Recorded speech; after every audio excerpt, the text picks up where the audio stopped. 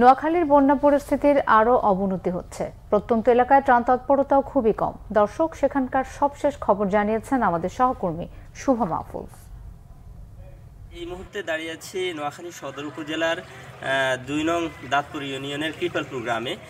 গত কয়েকদিনের টানা ভারী বর্ষণে এখানকার বন্যা পরিস্থিতির অবনতি হচ্ছে ক্রমান্বয়ে। বিশেষ করে গত 25 আগস্টের পর থেকে টানা 3 দিনের বৃষ্টিতে প্রায় 90% মানুষের ঘরবাড়ি কিন্তু ডুবে গেছে। সবারই ভিটের মাটি ডুবে যাওয়ার ফলে তারা কিন্তু এখানে একটি মাদ্রাসা রয়েছে, 4 তলা ভবন বিশিষ্ট একটি নির্মাণাধীন ভবন এবং 2 তলা বিশিষ্ট একটি ভবন রয়েছে, সেখানে এসে আশ্রয় নিয়েছে। অর্থাৎ নোয়াখালীর বন্যা পরিস্থিতি কিন্তু ক্রমেই অবনতি হচ্ছে এবং মানুষের মধ্যে কিন্তু চরম উৎকণ্ঠা কাজ করছে এবং ভীতি কাজ করছে আসলে পরিস্থিতি কোন দিকে যায়। কারণ হচ্ছে যে আবহাওয়ার যে পরিস্থিতি, বৃষ্টির যে পরিস্থিতি, আসলে বৃষ্টি কিন্তু থামছে না। গত 3 দিন যাবৎ কিন্তু টানা বৃষ্টি হচ্ছে এবং আমরা যে সড়কটিতে এখন হাঁটছি, এই সড়কটি হচ্ছে নোয়াখালী সদর উপজেলা থেকে আরেকটি উপজেলা বেগমগঞ্জ উপজেলার দিকে প্রায় 5 কিলোমিটার সড়ক। এই সড়কটিতে কোথাও হাঁটু পানি, কোথাও কোমর পানি,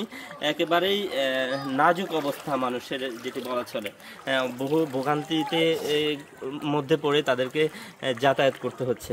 আরেকটি বিষয় বলে রাখি যে আসলে অন্যান্য জায়গার তুলনায় এই এলাকায় অর্থাৎ নোয়াখালী সদর উপজেলায় স্বেচ্ছাসেবী সংগঠনগুলোর কোনো তৎপরতা নেই এবং ত্রাণ তৎপরতা যেটিকে আমরা বলি সেটিও কিন্তু নেই। অর্থাৎ এখানে নিম্ন আয়ের মানুষরা কিন্তু বেশ ভোগান্তিতে রয়েছে। সমাজের বৃত্তশালী যারা রয়েছে তাদের কিছু কন্ট্রিবিউশনের মাধ্যমে এখানে যারা আশ্রয় নিয়েছে তাদের খাওয়ার ব্যবস্থা করা হচ্ছে। অর্থাৎ যদি বলি যে সবচেয়ে বেশি ভোগান্তিতে হচ্ছে যে নিম্ন আয় যেসব মানুষ রয়েছে, খেটে খাওয়া যেসব মানুষ রয়েছে, তাদের অবস্থা হচ্ছে সবচেয়ে বেশি শোচনীয়। তো এখানকার যারা নিম্ন আয়ের মানুষ তাদের একটু অনুরোধ জানিয়েছে যে স্বেচ্ছাসেবী সংগঠনে যারা রয়েছে, ত্রাণ তৎপরতা যারা